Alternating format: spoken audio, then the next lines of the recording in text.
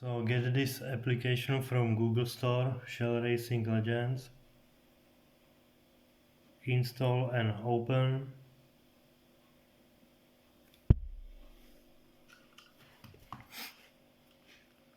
Then you need to turn on the car.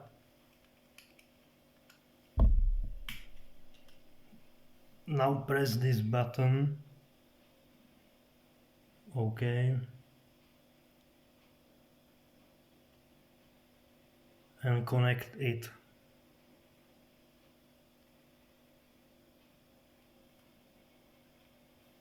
You need set on Bluetooth.